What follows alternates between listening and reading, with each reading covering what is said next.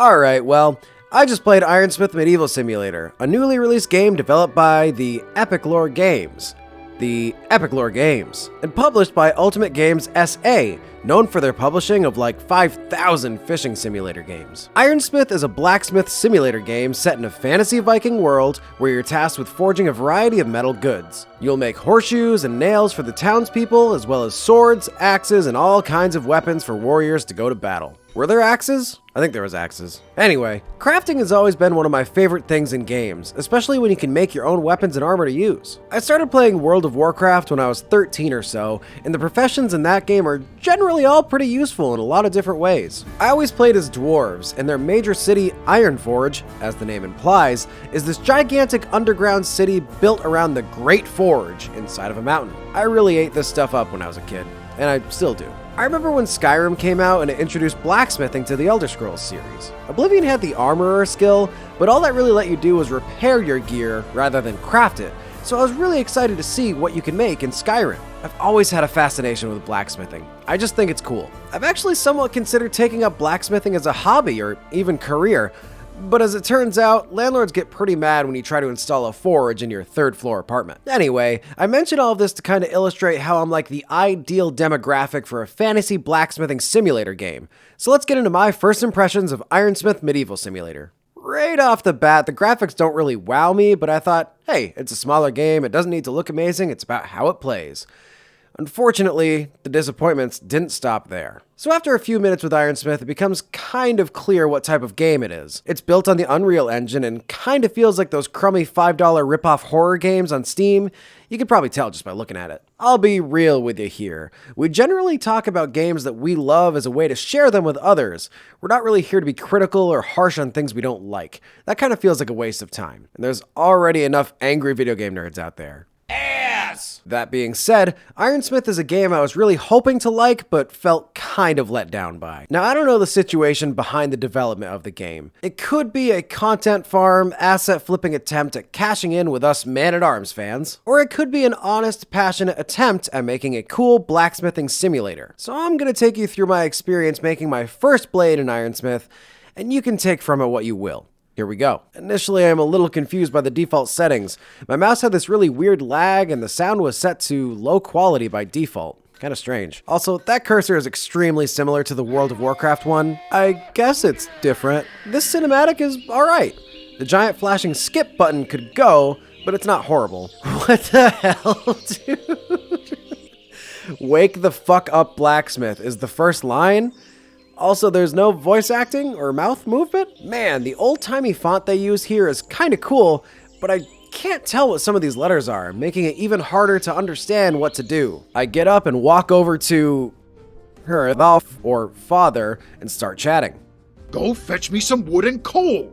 Am I supposed to do everything myself? I've fed you for 17 years. Time for you to be of some use. Alright, he's a bit angry. Maybe we pissed him off somehow. And I guess there is voice acting. After grabbing the weird dowels of chopped wood and some coal, my cool dad gives me some help books, so I think I'm really prepared to get going. I have to say, there's a lot of confusing text. It's worded very strangely, and it has that weird font. After I hit some snags, I check out the help books and they're pretty useless.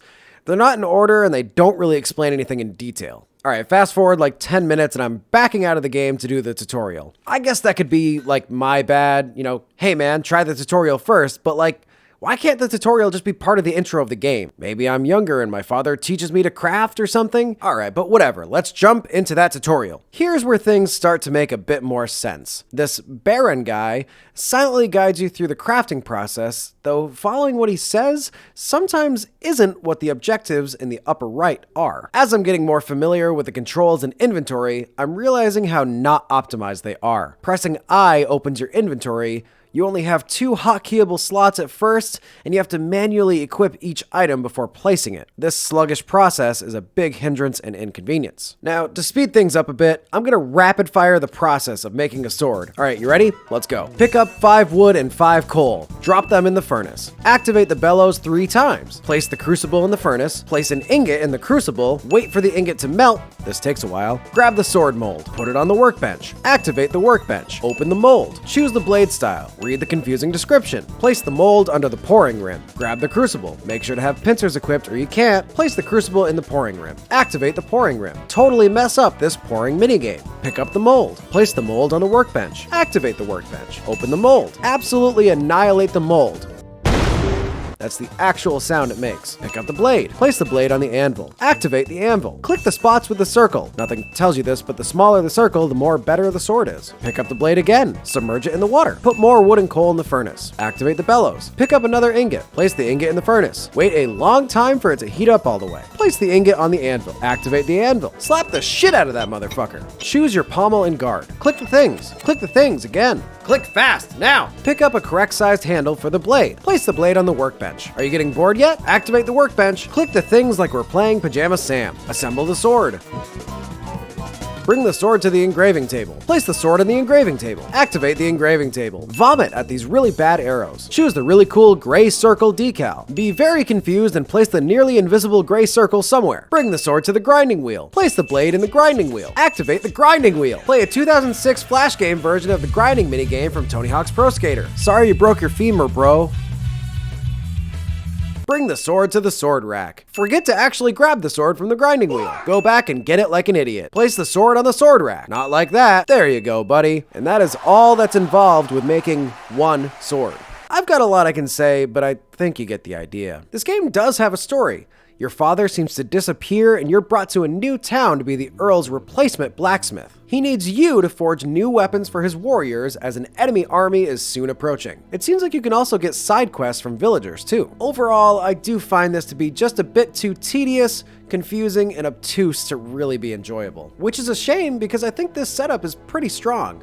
I'd be interested to see where the story goes, but the main mechanics don't do much to pull me in. It feels much more like I'm just flipping through a slideshow rather than actually crafting. There were a few moments that I felt like I was about to enter this cool zen mode of just focusing on the task at hand, but it kept being interrupted by glitches or confusing directions. I understand that creating an exact one-to-one simulator of actually being a blacksmith would be very difficult to do, but as is, this feels like an awesome proof of concept. I'm just left wanting a lot more. I'd recommend grabbing one of the blacksmithing overhaul mods for Skyrim. They're not quite as hands-on as in Ironsmith, but they're a lot more in-depth than the base game, and when you're not forging, you can still, play Skyrim. I glanced at other blacksmithing sims, but they all seem to be about the same quality, so if you know of a good one, or just any game with great blacksmithing, please let me know down in the comments. I hope Ironsmith walks so that even better blacksmithing simulators can someday run. But for now, this ain't it, Chief.